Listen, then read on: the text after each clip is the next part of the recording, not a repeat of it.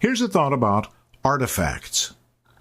In a previous podcast, I talked about the fact that the craft of photography is largely all about the manipulation of dots. Be they dots in gelatin silver film, be they dots in gelatin silver paper, be they dots that are printed by an inkjet printer, or perhaps the pixels in our digital camera. We try to manipulate those dots so that when people look at our photographs, they don't have the experience of looking at dots. We want to fool their eye into thinking that they're looking at the real world. It's something that is continuous tone.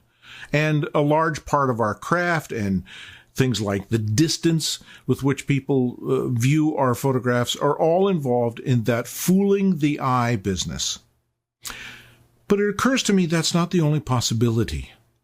Think about the novelist. When a novelist writes dialogue, the assumption, the premise that is the background for that dialogue is not that we are going to have the experience of observing, witnessing some dialogue that's happening in front of us.